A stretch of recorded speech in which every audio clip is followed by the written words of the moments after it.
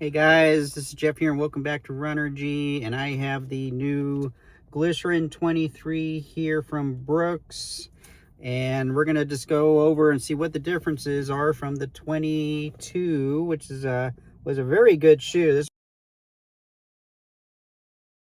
This was the model that they added in the 2-density foam here. You had a softer foam in here down the middle for cushioning, and then a more stable foam around the edges for more stability. And they also brought in this like kind of padded collar here.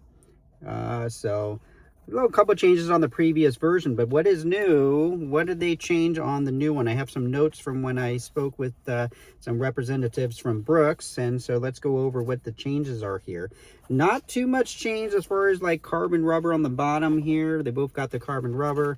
A little bit different on the tread design, but not drastically. But what you will notice is, look how much wider this is in here. You got a much wider footprint than what was on the previous one here. So going to get a little more stability, I think, out of the new one than compared to the previous one. So yeah, so a little bit of a difference there on the midsole here, on the outsole, on the bottom here, the platform.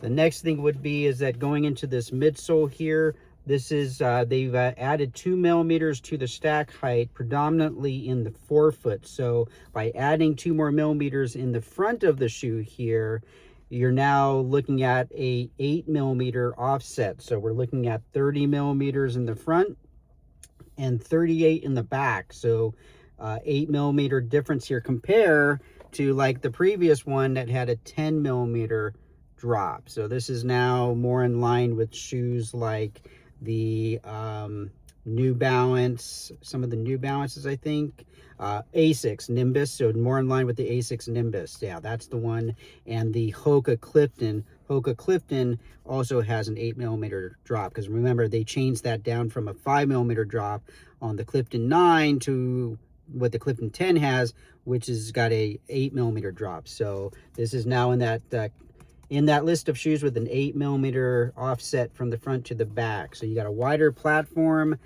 you got a lower drop by 2 millimeters. That's going to add some more stability to this shoe. So this is going to be noticeably more stable. Speaking of stability, this is the GTS version. Remember, the Glycerin comes in 2 flavors, or actually comes in a ton of flavors, but the regular Glycerin 23 comes in 2 major flavors. You have the one without this guide rail thing here, this GTS guide rail, and then you also have this one, which is like here, it says on here, Glycerin GTS. So that means it's going to have this guide rail here, which is going to help control a little bit of extra pronation. So if you land here and you roll into neutral, like you pronate to neutral, but you keep going, this is going to kind of just guide your foot a little bit more and kind of keep it a little bit more stable, neutral. So you have that wider platform here. You have the 8 millimeter drop. So there's some changes on the upper. Let's see, any changes on the upper? Not too much here.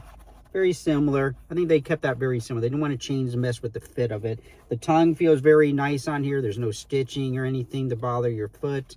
Remember, if you didn't see my video on the Nimbus, I mentioned that they fixed the tongue, stitching on the tongue on that new Nimbus that's coming out, or is out right now, just coming out. So anyway, the weight on this shoe is just over 10.5 ounces in the men's and just over 9.5 ounces in the women's. So let's see here. Price does go up $10 from $165 up to $175. So definitely in that upper line of prices there. I was kind of expecting $170, but they went to $175. Still has this pull tab thing on the back. And does it feel any lighter? I would say these are pretty close in size. I would say, I don't think so. It feels about the same. Cushioning feels about the same. What's interesting here is it says DNA tuned, but I can't really see a difference here. So they're not making it visible like they did on the previous one, where you had like these holes. You could see the second density foam in there. You can kind of see here, there's a gray foam and a white foam here. Some colors was easier to see, but they look like they're kind of doing away with making it so you can see it on here at all, which I don't know. I think showing customers and stuff, I think that's a nice visual. So, but anyway, this is the Brooks Glycerin 23. 23 there. Thanks for watching, and I will see you on the next run. So keep on moving. Let me know if you think you're gonna try these 23 glycerins out or not down in the comments. And if you have, let me know what you think. All right, see you on the next video. Keep on moving. Woo!